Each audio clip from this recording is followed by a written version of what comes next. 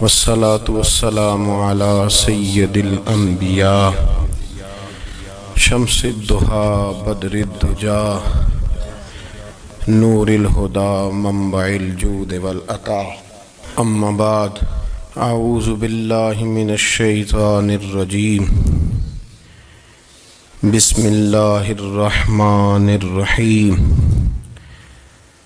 قل للمؤمنین یغضوا من ابصارہم صدق اللہ العظیم وصدق رسولہ النبی الکریم ونحن علی ذلک لمن الشاہدین والشاکرین والحمد للہ رب العالمین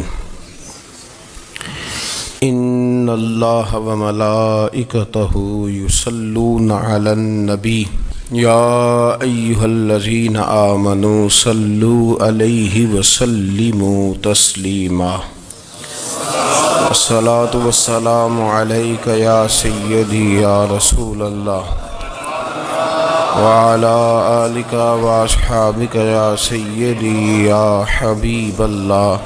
تمام تعریفیں حمد و ثنا اللہ تبارک و تعالی کے لیے، درود و سلام نبی اکرم نور مجسم شفیع معظم آقا کل ختم رسول دانائے سبل احمد مجتبیٰ جناب حضرت محمد مصطفیٰ صلی اللہ تعالی علیہ وسلم کی ذات والا صفات کے لیے حمد و صلات کے بعد، اسلام فطرت کے عین مطابق دین ہے۔ نبی پاک صلی اللہ تعالی علیہ وسلم نے فرمایا ہے کہ میں اخلاق عالیہ کی تکمیل کرنے کے لیے دنیا میں آیا۔ جتنے اخلاق ہو سکتے تھے، جتنی خوبصورتیاں ہو سکتی تھیں، جتنی اللہ کو محبوب تھیں، وہ ساری میرے نبی کریم نے بیان فرمائی، ساری رسول کریم صلی اللہ تعالی علیہ وسلم نے بیان کر دی ہیں، جتنی خوبصورتیاں ہو سکتی تھیں۔ کچھ لوگ ایسے ہوتے ہیں جو بیچارے بائی نیچر ہی کچھ پریشانیوں کا شکار ہوتے ہیں، اور قرآن مجید نے جو ارشاد فرمایا نا کہ کچھ لوگ نفس کی خواہش کو اپنا خدا بنا لیتے ہیں، تو وہ بلا وجہ بھی بہت ساری باتیں کرتے ہیں جن کا کوئی وجود نہیں ہوتا۔ عورت کو حقوق دلانے کے لیے بہت سارے لوگ بہت ساری غلط باتیں کرتے ہیں۔ جو لوگ یہاں سے کسی کو لے جاتے تھے نا دبئی، دھوکہ دے کے اور لے جاتے تھے یورپ میں، عرب ممالک میں دھوکہ دے کے لے جاتے تھے، تو وہ بھی کوئی خواب ہی تو دکھاتے تھے کہ اتنے لاکھ تنخواہ ہوگی، اتنا کچھ ہوگا۔ وہاں جا کے پتہ چلتا تھا کہ جیب سے بھی دینے پڑیں گے کچھ۔ بہت سارے لوگ ایسے ہوتے ہیں، وہ سارے خوبصورتی کے نام پر ہی دھوکہ دیتے ہیں۔ آپ کو پتہ ہے کہ جو آدمی کسی کو لالچ دیتا ہے تو کسی کو لوٹنے کے لیے اسے لالچ دینا بڑا ضروری ہوتا ہے۔ لوگ پہلے لالچ دیتے ہیں پھر لوٹتے ہیں، پہلے مکمل لالچ دیتے ہیں، یہ چیز مل جائے گی، یہ چیز مل جائے گی۔ لوگ مکمل لالچ دیتے ہیں، اس کے بعد پھر لوٹتے ہیں۔ اور اگر لالچ نہ دیں تو کوئی آدمی قابو آئے گا؟ لوگ لوٹتے ہیں لالچ دے کر۔ اچھا، اب وہ جو جس کو لالچ دیا جا رہا ہوتا ہے وہ کہہ رہا ہوتا ہے کہ نہیں نہیں تمہیں نہیں پتا، وہ اس وقت ماننے کو تیار نہیں ہوتا۔ وہ کہتا ہے تو اتنی خوبصورت باتیں کر رہا ہے، اتنی اچھے پیغام دے رہا ہے، تم میرے دشمن ہو، تم مجھے منع کر رہے ہو۔ ہوش تب آتی ہے کہ جب سب کچھ لٹ جاتا ہے۔ عورت کو ویسے بھی قابو کرنا بڑا آسان ہوتا ہے۔ اعلیٰ حضرت بریلوی رحمۃ اللہ علیہ فرماتے ہیں بیٹیاں نازک شیشیاں ہوتی ہیں، ان کو تو ذرا سی چوٹ لگے تو ٹوٹ جاتی ہیں۔ دیکھیں کتنا بڑا جملہ کہا بریلی کے امام نے، نازک شیشیاں ہیں۔ ذرا کوئی آدمی گمراہ کرتا ہے، ذرا خراب کرتا ہے۔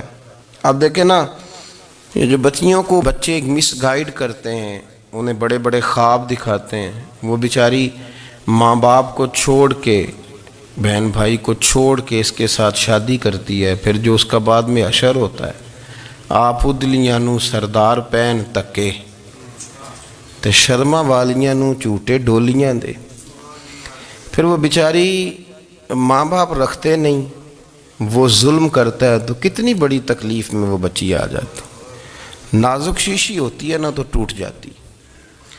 یہی حال اب جدید خواتین اور یہ جو کچھ اینکر پرسن ہیں، یہ اصل میں نا یہ آپ کو سیاست سکھاتے ہیں، لیکن یہ مادر پیدر آزاد لوگ ہیں، بالکل آزاد۔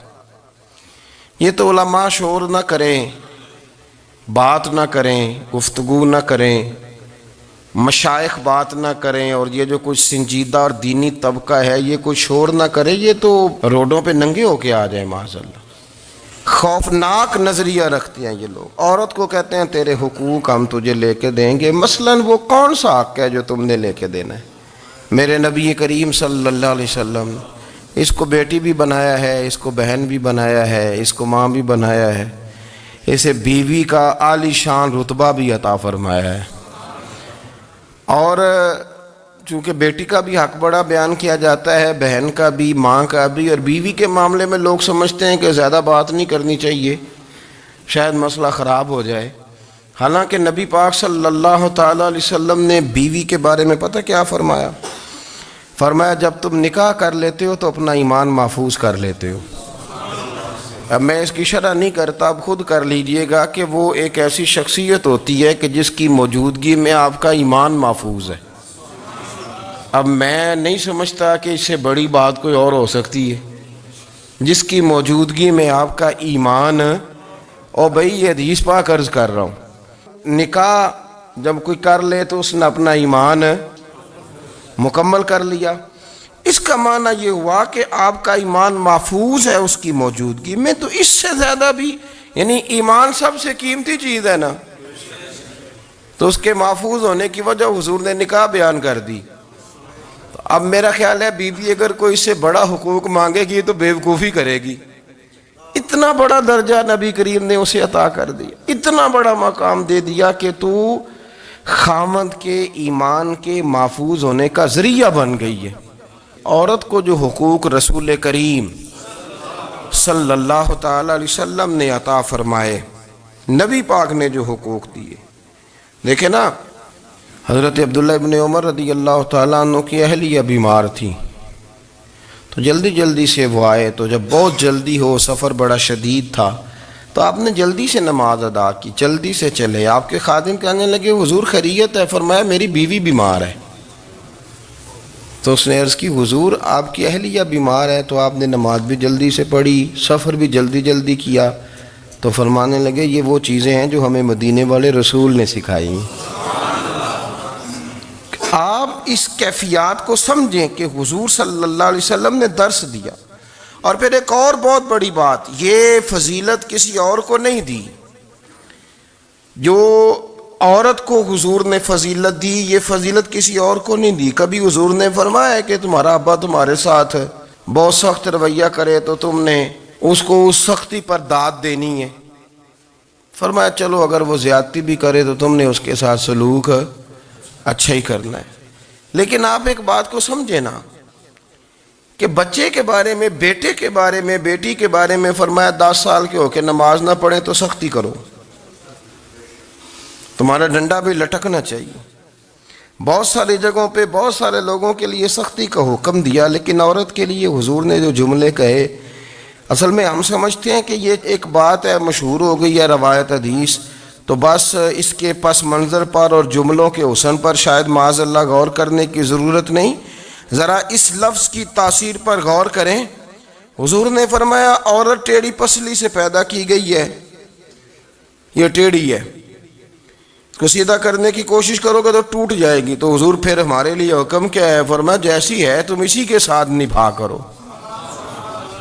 آپ سمجھیں کہ اتنا محفوظ حضور نے درجہ دے دیا بی بی کو، اتنا محفوظ کہ فرمایا غلطی بھی ہو تو میرے غلاموں تم اس کے ساتھ نبھا سمیت قبول کر لو. اب اس کو اور کیا کوئی کمزوریوں سمیت قبول کرتا ہے؟ کبھی آپ دکان پہ بیٹھے ہو تو آپ کہیں بھی اس میں یہ بھی غلطی، میرے مال میں یہ بھی کمزوری ہے، یہ بھی کمزوری ہے، یہ بھی کمزوری ہے، تو کر لے قبول. کرتا ہے کوئی؟ کوئی شخص ایسا ہو جو کسی چیز کی کمزوریاں بیان کر کے کہ اسے قبول کرو؟ پر رسول کریم صلی اللہ تعالی علیہ وسلم نے نا ہمیں سبق دیا، حضور نے ہمیں درس دیا، نبی پاک نے ہمیں پیغام دیا. فرمایا یہ ٹیڑھی ہے، سیدھی کرنے کی کوشش کرو گے تو بیچاری ٹوٹ جائے گی، تو اس کے ساتھ نبھا کر جاؤ. آپ میری بات کو سمجھیے گا. چلیں میں اس پر ایک اور بخاری مسلم کی حدیث پڑھتا ہوں. حضرت سلمان فارسی رضی اللہ تعالیٰ عنہ اور حضرت ابو دردہ کے درمیان بھائی چارہ تھا. مکے سے مدینے جب لوگ آئے تو حضور نے بھائی بھائی بنایا تھا. ان کے درمیان بھائی چارہ تھا تو ابھی پردے کی آیات نازل نہیں ہوئی تھیں تو لوگ ایک دوسرے کی طرف جاتے تھے. حضرت سلمان فارسی رضی اللہ تعالیٰ عنہ حضرت ابو دردہ رضی اللہ تعالیٰ عنہ کے گھر میں تشریف لے گئے تو دیکھا کہ ان کی بیوی بڑی غمگین بیٹھی ہیں. تو ہم نے فرمایا بہن کیا ہوا؟ تو کہنے لگی تمہارے بھائی کو دلچسپی کوئی نہیں رہی، ہر روز روزہ رکھ لیتا ہے اور ساری ساری رات نفل پڑھتا ہے. حضرت سلمان فارسی کہنے لگے ٹھیک ہے کر لیتے ہیں بندوبست. نماز دین ہے کہ نہیں؟ دین ہے نا یہ چیزیں. لیکن حضرت سلمان فارسی جناب ابو دردہ سے کہنے لگے آج میں نے تیرے گھر میں رہنا رات کو، کیونکہ وہ تو ساری رات نماز پڑھتے تھے، نفل پڑھتے تھے. انہوں نے کہا ٹھیک ہے. ایک بستر لا کے بچھا دیا حضرت سلمان فارسی کے لیے. سلمان فارسی فرمانے لگے دوسرا بھی لا. کہا وہ کیا کرنا ہے؟ فرمانے لگے تو نے بھی سونا ہے، میں نے بھی سونا ہے، تو نے بھی سونا ہے. عشاء پڑھیں گے اور پھر دونوں سوئیں گے. کہا میں نے تو نماز پڑھنی ہے. فرمایا تہجد کے وقت اٹھ کے پڑھیں گے، اللہ کے رسول بھی رات آخری حصے میں جا کے نماز پڑھتے ہیں. ادھر ساتھ سلا لیا. وہ تھوڑی کو دیر سوئے، اب عادت تھی ساری رات اٹھنے کی، ذرا اٹھنے لگے بستر سے تو حضرت سلمان فارسی فرمایا چپ کر کے سو جا، وہ بڑی رات پڑی ہوئی، چپ کر کے سو جا. وہ لیٹ گئے، پھر اٹھنے لگے تو فرمایا سو جا چپ کر کے، بڑا ٹائم ہے. سحری کے وقت اٹھے، نفل پڑھے.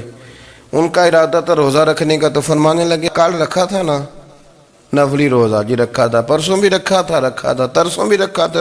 فرمایا آج نہیں رکھنا، آج میں تیرا مہمان ہوں، سارا دن کٹھے مل کے روٹیاں کھائیں گے، آج نہیں روزہ رکھنا.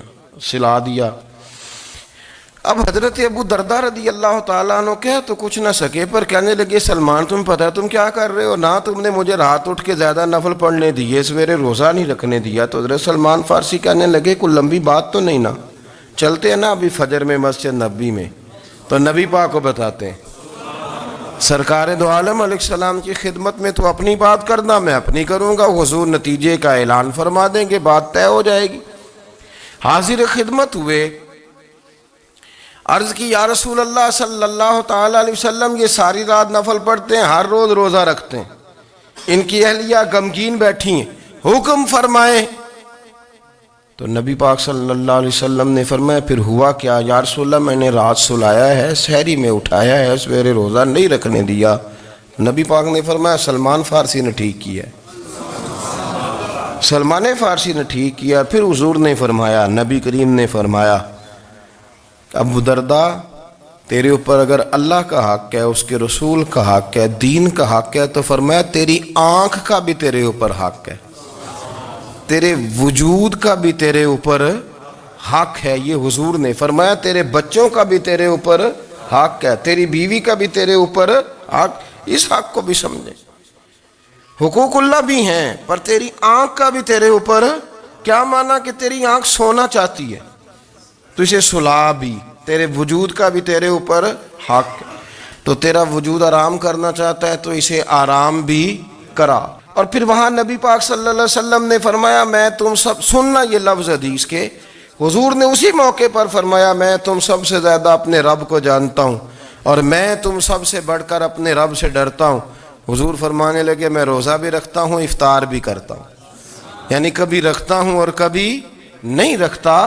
فرمایا میں نفل بھی پڑھتا ہوں اور اپنی بیویوں کو وقت بھی دیتا ہوں. سرکار مسجد میں بھی آتے تھے، نواسوں کے ساتھ کھیلا بھی کرتے تھے، ان کے ساتھ پیار بھی کرتے تھے. تو اتنے بڑے حقوق حضور نے بیان فرمائے عورتوں کے کہ تمہاری بیوی کا بھی تمہارے اوپر. لو ایک حدیث بخاری کی اور یہاں بیان کر دیتا ہوں۔ ایک شخص نے آ کے عرض کی، یا رسول اللہ صلی اللہ تعالی علیہ وسلم، جہاد کے لیے تیاری ہو گئی ہے، صفیں بن رہی ہیں، مجاہدین کی تیاری ہے، تو میرا بھی نام لکھ دیا گیا ہے مجاہدوں کی لسٹ میں، لیکن یا رسول اللہ صلی اللہ تعالی علیہ وسلم، میری بیوی نے حج کی تیاری کر لی ہے،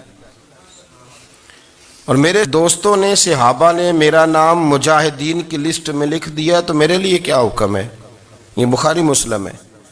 تو نبی پاک صلی اللہ تعالی علیہ وسلم نے فرمایا، جہاد پہ کوئی اور چلا جائے گا تو بیوی کے ساتھ حج کرنے جا، اسے محرم کی ضرورت ہے، وہ تیرے بغیر کیسے جائے گی؟ مجاہدین کو تو اور مجاہد مل جائے گا، پر تو اپنی بیوی کے ساتھ جانا۔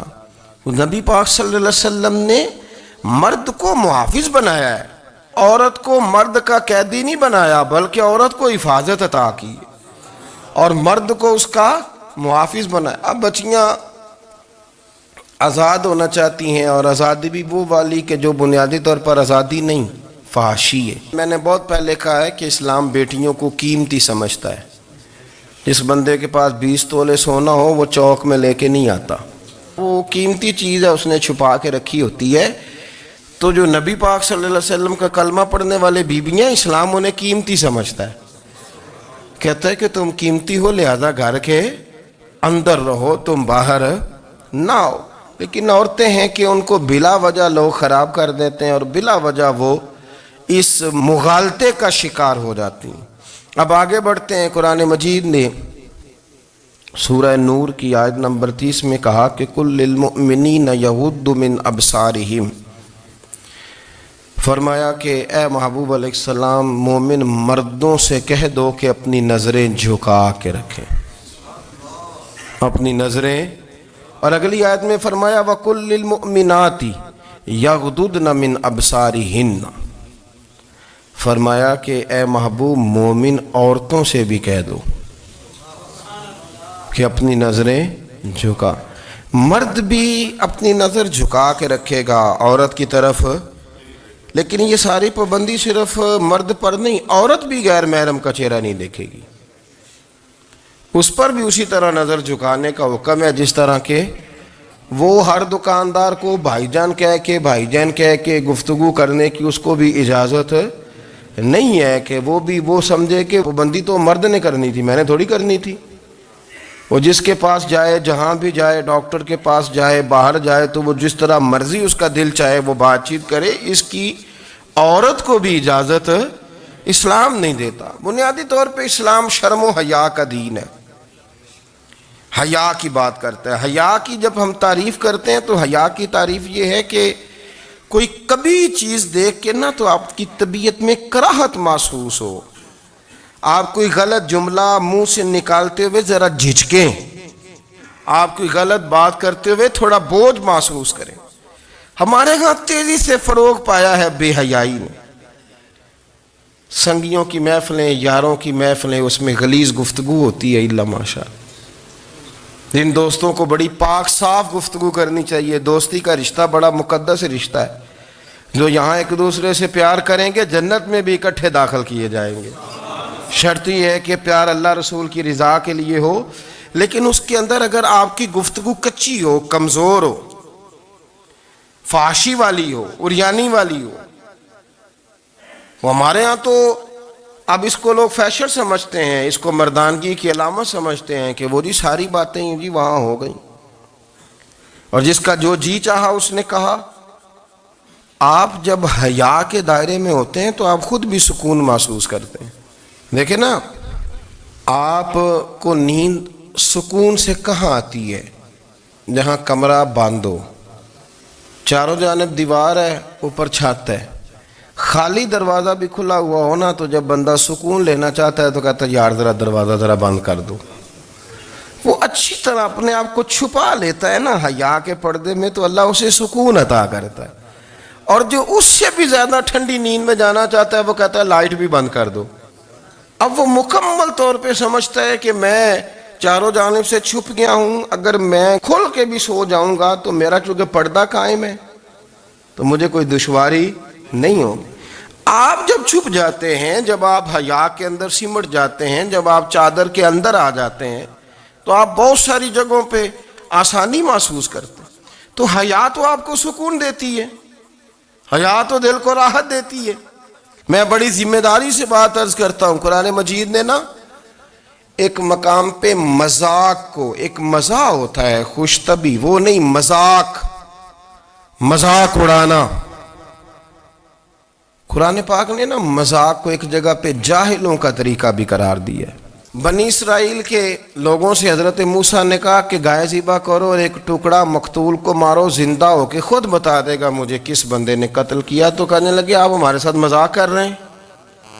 تو قرآن مجید کہتا ہے کہ حضرت سیدنا موسیٰ علیہ السلام فرمانے لگے اعوذ باللہ ان اکون من الجاہلین، فرمانے لگے میں اللہ کی پناہ مانگتا ہوں کہ میں جاہلوں میں سے ہو جاؤں۔ یہ مذاق کرنا تو جاہلوں کا طریقہ ہے۔ اگر آپ کی زبان سے بنگے تو پھر تو لوگ آپ کا وہ حشر کریں گے کہ آپ سے برداشت ہی نہیں ہوگا۔ جس کا لوگ مذاق بنا لیتے ہیں اور جو مذاق بن جاتا ہے پھر اسے کچھ جینے دیتا ہے۔ آپ حیا کی چادر میں چھپیں گے تو بچیں گے۔ اگر آپ نے اپنا مذاق بنوا لیا یہ کہہ کہ میں نے مرضی کرنی ہے، پھر یاد رکھنا چھپنے کو جگہ نہیں ملے گی، پھر تکلیف میں آ جائیں گے، پھر بہت بڑی اذیت کا شکار ہو جائیں۔ شرم و حیا، عرب کے اندر جو کنواری لڑکیاں تھیں ان میں بڑی حیا ہوتی تھی۔ الحمدللہ میں بڑے فخر سے کہتا ہوں کہ میرے پنجاب کی، میرے پاکستان کی بیٹیاں بھی 20 دفعہ ان کا ابا کہے تیری شادی کرنی ہے تو وہ آنکھ نہیں اٹھا پاتی آج بھی۔ یہ تو وہ چند لوگ ہیں جو کہتے ہیں ہم ہائی کلاس ہو گئے، ہمیں نہیں پتا کہ وہ روشن خیال ہو گئے ہیں کہ روغن خیال ہو گئے، پتہ نہیں کدھر چلے گئے۔ ورنہ ہماری بیٹیاں آج بھی جب ان سے ان کا باپ، ان کی ماں بات کرتی ہے تیری شادی کی، تو وہ تو شرم کے ساتھ پچھلے سے پچھلے کمرے میں چھپتی ہیں۔ یہ اللہ نے فضل کیا ہوا ہے اس ملت پر۔ تو عرب کی لڑکی بڑی حیا والی ہوتی تھی، اس سے کوئی بات کرنی پڑتی تھی تو 20 دفعہ بات کی جاتی، پھر بھی وہ عورت چھپتی پھرتی تھی۔ حضرت عائشہ صدیقہ رضی اللہ تعالیٰ عنہ فرمانے لگیں میرے نبی پاک صلی اللہ علیہ وسلم عرب کی کنواری لڑکیوں سے بھی زیادہ حیا کرنے والے۔ قاضی اعجاز مالکی نے، شیخ عبدالحق محدث دہلوی نے، دیگر بزرگ جو سیرت نگار گزرے انہوں نے لکھا ہے کہ نبی پاک صلی اللہ علیہ وسلم کے اندر 100 مردوں سے زیادہ طاقت تھی، 100 مردوں سے زیادہ طاقت۔ اب جو بات کہنے لگا ہوں، جو نتیجہ دینے لگا ہوں، اس پر خاص توجہ آپ فرمائیں گے۔ ذرا فکری طور پر، نظریاتی طور پر ایک چیز کو سمجھیے۔ ہم سمجھتے ہیں کہ جوان لڑکا ہے جی جو مرضی کرے، عمر ہے جی۔ آپ ذرا بات پر غور کیجئے گا کہ حضور صلی اللہ علیہ وسلم میں طاقت 100 مردوں سے زیادہ ہے اور حیا کنواری لڑکیوں سے بھی زیادہ ہے۔ ذرا اس بات کا تقابلی جائزہ کیجئے گا کہ طاقت 100 مرد سے زیادہ ہے لیکن حیا کنواری لڑکی سے بھی زیادہ ہے۔ اس کا معنی یہ ہوا کہ جس ٹہنی کو پھل زیادہ لگ جاتے ہیں وہ جھکا کرتی۔ تو حیا تو حسن ہے، حیا تو آپ کو پاک صاف کرے گا، حیا تو آپ کو نرالا کرے گا، انوکھا کرے گا۔ وہ ہمارے ایک دانشور ہے، تو مضمون لکھا، کئی باتیں بڑی پسند آتی ہیں۔ وہ کہتے ہیں کہ میری اہلیہ، ان کو بھی کسی نے مس گائیڈ کر دیا تھا، حالانکہ اچھی خاتون ہے، کسی نے مس گائیڈ کر دیا، تو وہ بھی سماجی اور ویلفیئر اور یہ خواتین کو شوق ہوتا نا بننے کا، تو وہ بھی سماج کے اندر اچھا مقام تلاش کرنے کے موڈ میں آ گئی۔ تو کہیں ایک دن جانا تھا تو بڑی بن سنور کے میرے ساتھ وہ گاڑی میں بیٹھ گئی۔ تو میں گاڑی میں، عورتوں کو یہ بھی مسئلہ ہوتا ہے نا کہ ہماری تعریف کرو، تو کئی دفعہ بعض مردوں بیچاروں کو جھوٹ بولنا پڑتا ہے، تو زبردستی کراتی ہیں نا جی۔ تو اس میں گنجائش بھی دی ہے شریعت نے گنجائش دی ہے کہ بیوی کو راضی کرنے کے لیے خلاف واقعہ بات کرنی پڑے تو کر لینی چاہیے، تو وہ کراتی بھی ہیں۔ 3 موقع پر خلاف واقعہ بات کرنے کی اجازت ہے، واقعے کے خلاف بھی آپ بات کر سکتے ہیں۔ جنگ کے موقع پر 2 لوگوں کو صلح کرانے کے لیے اور بیوی کو راضی کرنے کے لیے۔ کر لیں کوئی ایسی بات، بے شک اپنی طبیعت پہ جبر کر کے ہی کر لیں، گنجائش ہے، اجازت ہے۔ تو وہ کہتے ہیں جب وہ گاڑی میں میرے ساتھ بیٹھی بان سور کے، تو وہ تقاضا کرنے لگی کہ میں نے مطلب بڑے اچھے کپڑے پہنے ہیں پر آپ نے توجہ نہیں کرائی۔ تو سیاںا بندہ تھا، وہ چاہ رہا تھا کہ میری خاتون سمجھ جائے۔ وہ کہتے ہیں مجھے پتا تھا کہ بیچاری مس گائیڈ ہو گئی ہے، دل کی بڑی اچھی ہے، سیاਣੀ ہے، لیکن اس کو کچھ خواتین نے، کچھ لوگوں نے مل کے اس کو ذہن غلط کر دیا ہے کہ سماج میں نکلو، باہر جاؤ، کام کرو، فلاں کرو، اپنی مرضی سے جیو۔ تو میرے ساتھ گاڑی میں بیٹھی کہیں جانے کے لیے، تو مجھ سے کہنے لگی کہ آپ نے میری طرف توجہ ہی نہیں کی، آپ نے کوئی ذکر ہی نہیں کیا کہ میں کیسی لگ رہی ہوں۔ تو وہ کہتے ہیں میں نے اسے کہا کہ اگر تو ناراض نہ ہو تو پھر میں صحیح والی تعریف کر دوں۔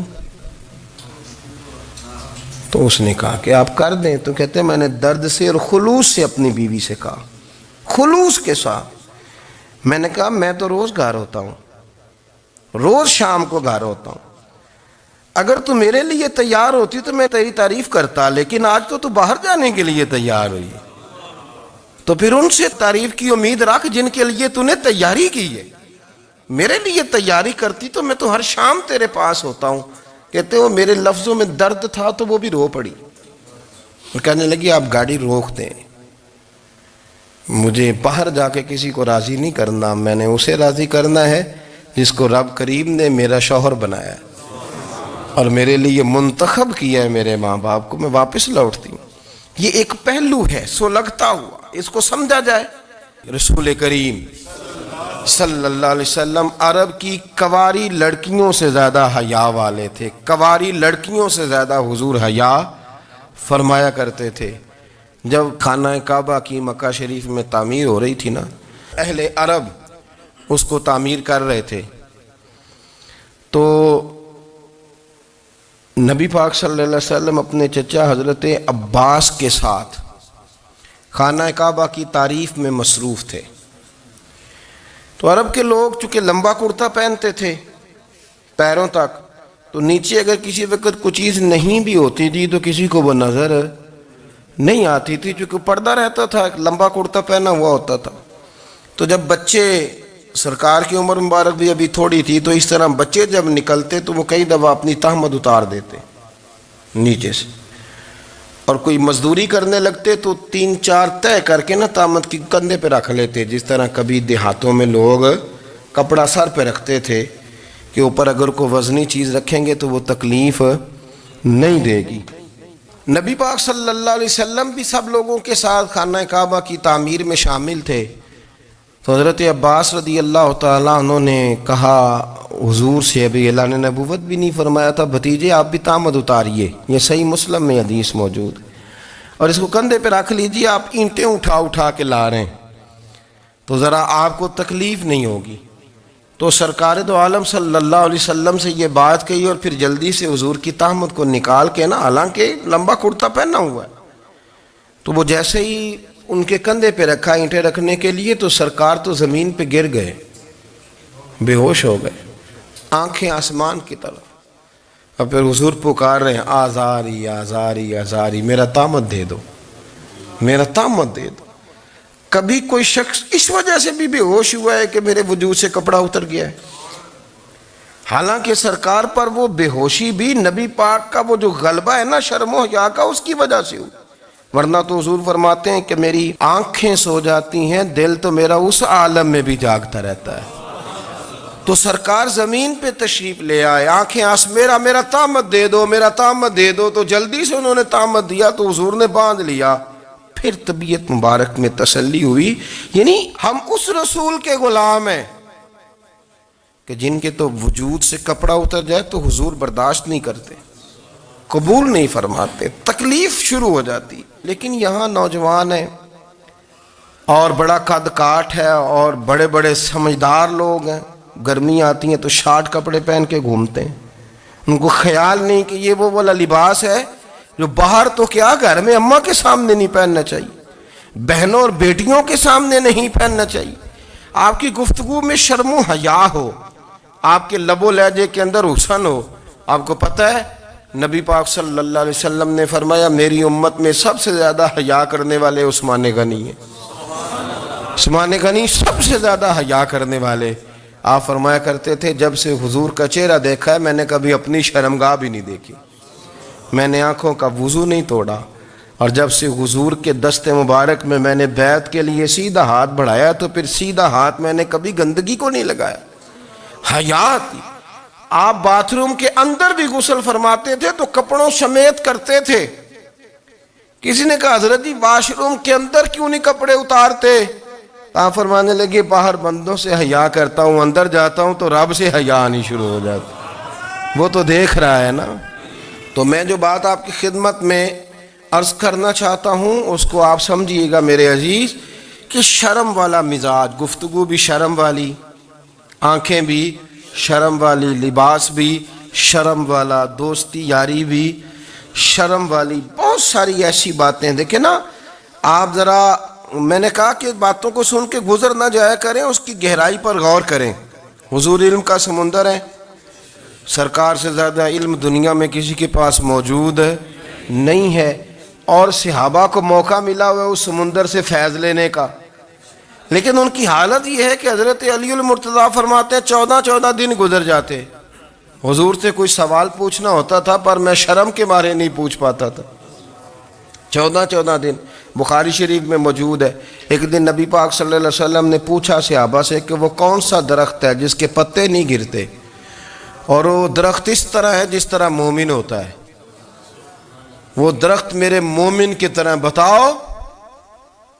حضرت عبداللہ ابن عمر فرماتے مجھے پتا تھا کہ وہ کھجور کا درخت ہے، لیکن چونکہ ابو بکر صدیق بھی بیٹھے ہیں، عمر فاروق بھی بیٹھے ہیں، مولا علی بھی بیٹھے ہیں، عثمان غنی بھی بیٹھے ہیں، اتنے جید لوگ بیٹھے ہیں، تو مجھے حیا آتی تھی کہ میں کیوں جواب دوں۔ کہتے ہیں سرکار نے کئی دفعہ پوچھا، لوگوں نے کئی اور درخت بتائے، پر فرمایا تمہارا جواب درست نہیں ہے۔ آپ حیا کے اس پہلو پر غور کریں کہ سوال کا جواب آتا ہے، سوال کا جواب، یعنی مجھے سوال کا جواب آتا اور پھر میں دوں نہ، مجھے بدعزمی نہ ہو جائے گی؟ یہ کیسے ممکن ہے کہ میری رات گزر جائے، مجھے پتا بھی تھا اور میں نے بتایا نہیں؟ بہت سارے لوگ آ کے بہت ساری باتیں بتاتے ہیں، بہت ساری باتیں وہ سمجھاتے ہیں، تو ہم غور سے ان کا چہرہ دیکھنے لگ جاتے ہیں، کہتے ہیں یار اس کا تو دعویٰ تھا کہ میں سمجھنے آتا ہوں، تو یہ تو ہمیں سمجھا رہا ہے، چلو الحمدللہ ہم سمجھنے کو تیار ہیں، لیکن میرے عزیز پتہ بھی ہے جواب کا، علم بھی ہے، لیکن فرماتے ہیں میری حیا نے مجھے اجازت نہ دی کہ میں جواب دوں۔ آپ فرماتے ہیں پھر حضور سے صحابہ نے عرض کی کہ یا رسول اللہ آپ ہی بتا دیں وہ درخت کون سا ہے، تو حضور نے فرمایا بھئی وہ کھجور کا درخت ہے۔ تو آپ فرماتے ہیں میں دل ہی دل میں کہہ رہا تھا کہ الحمدللہ میرا جواب درست ہے، حالانکہ میں نے جواب دیا ہی نہیں۔ تو لفظوں میں حیا، جملوں میں حیا، آنکھوں میں حیا، اٹھنے میں حیا، بیٹھنے میں حیا، چلنے میں حیا ایک خوبصورت حسن ہے، اور نبی پاک صلی اللہ علیہ وسلم نے فرمایا جب تو بے حیا ہو جائے نا پھر تو آزاد ہے، پھر تو جو مرضی کا، پھر تو جو، اس لیے بزرگ جب کسی کو بے حیا کہتے تھے نا،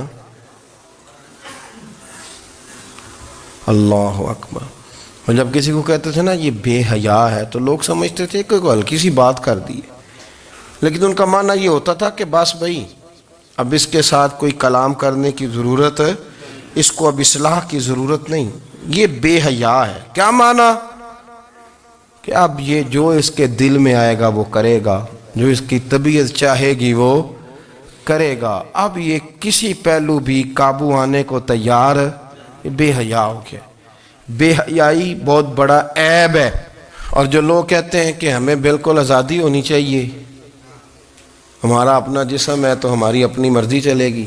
ایک وزیر صاحب ہیں، پتہ نہیں میں ان کو جانتا تو نہیں، انہوں نے سینٹ میں تقریر کی ہے، میں نے ان کی بات سنی ہے، اس نے کہا نہیں بھائی جسم رب کا ہے تو مرضی بھی تو رب کریم کی چلے گی، اور مرضی بھی، یہ مرضی بھی اللہ کی۔ یہ مجھے تھوڑا سا مسئلہ ہے جسم پر، کبھی کبھی مجھے کثرت سفر سے الرجی ہو جاتی ہے۔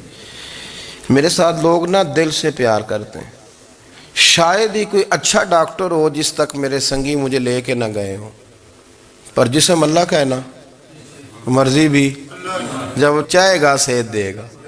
کیوں کچے کاموں میں لوگ پڑ گئے، کیوں غلط لوگ سوچ میں پڑ جاتے ہیں، یہ اسی کا ہے۔ اور جب وہ چاہے گا، آپ اس بات کو اچھے طریقے سے سمجھ لیں کہ جو اپنی مرضی چوکوں چوراہوں میں کر رہے ہوتے ہیں نا، جو مرضی گاندمند، وہ جانور ہوتے ہیں، وہ جانور ہوتے ہیں جو نہ چوک دیکھتے ہیں، نہ گلی دیکھتے ہیں، نہ انہیں پتہ ہوتا ہے کہ جگہ کون سی ہے۔ وہ انسان، میں نے کہہ دیا جو میں نے کہنا تھا، میں نے کہہ دیا، وہ جانور ہوتے ہیں۔ اور جو کچھ انسان ہوتے ہیں نا، ان کے اندر کچھ نہ کچھ پھر شرم حیا بھی ہوتی ہے۔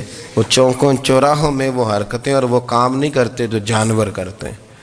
ان کے لیے بڑے پردے ہوتے ہیں، ان کے لیے بڑی باتیں ہوتی ہے، ان کے لیے بڑا کچھ ہوتا ہے۔ جو بالکل آزاد ہو جائے، کوئی پتہ نہ ہو کس وقت کیا کہنا ہے، کیا کرنا ہے، تو پھر وہ دائرہ انسانیت سے خارج ہو جاتا ہے۔ ہم آپ کو کیا دعوت دیں؟ آپ تو وہ باتیں کر رہے ہیں جو اسلام کا انسانیت کے حق میں بھی ٹھیک نہیں۔ آپ تو وہ والی باتیں کر رہے ہیں جن کا انسانیت بھی تقاضا نہیں کرتی کہ یہ باتیں ہونی چاہیے۔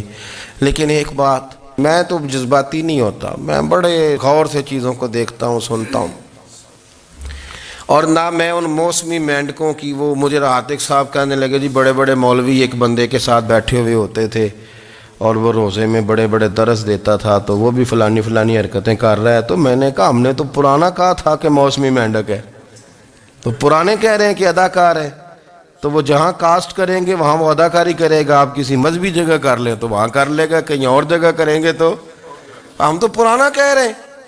تو کسی کو کبھی سمجھ آتی ہے تو کسی کو کبھی اور جگہ جا کے سمجھ آتی ہے۔ ہم ان لوگوں سے پریشان نہیں ہوتے، کیوں؟ سن لیں، کوئی مایوسی نہیں، ان کے اندر جتنا زور ہے وہ لگائیں۔ یہ ملک بنا ہے رسول اللہ کے نام پہ، یہ اللہ نے تحفہ دیا ہے امت مسلمہ کو، یہ نبی پاک کے نام پہ بنا ہے، تو یہاں جھنڈا بھی وہی والا بلند ہونا ہے جو مدینے والے رسول کا جھنڈا ہے، اور یہاں وہی کام چلے گا جو نبی پاک نے بیان فرمایا۔ تو اس طرح کئی لوگ آتے ہیں، وہ شور شار کرتے ہیں، چلے جاتے ہیں۔ اتنے نہ پریشان ہوا کریں، بہت سارے لوگ تو بیچارے اس قابل بھی نہیں ہے کہ ان کا نام لیا جائے، مطلب اتنا ہم ان کو اہمیت دے دیں، ان کا ذکر کریں، ان کا نام لیں، ان کی بات کریں، وہ بیچارے اس قابل ہی نہیں ہے، مطلب سٹیٹس ہی نہیں ہے ہمارا۔ اتنے فارغ ہیں ہم کہ اب جو بندہ آئے گا کہانی چھیڑے گا تو ہم چھیڑ جائیں گے۔ اور بھائی اللہ کا فضل ہے الحمدللہ تعالی، لوگوں نے بڑا شور کیا، اور بڑے زمانے سے دنیا شور کر رہی ہے، پر اللہ کے گھر مسجدیں بھری ہوئی ہیں، مسجدیں بھری ہوئی ہیں۔ ہماری بیٹیاں پردے کرتی ہیں، پردے کو پسند کرتی ہیں، وہ حجاب میں رہتی ہیں، وہ سمجھتی ہیں کہ ہمارا اصل حسن کیا ہے۔ تو یہ پراپوگنڈا پرانا چلا آ رہا ہے، اس کا اللہ کے فضل سے امت مسلمہ پہ نہ کبھی اثر ہوا ہے اور نہ کبھی ہوگا انشاءاللہ۔ اللہ تعالی ہمیں حق پر استقامت عطا فرمائے۔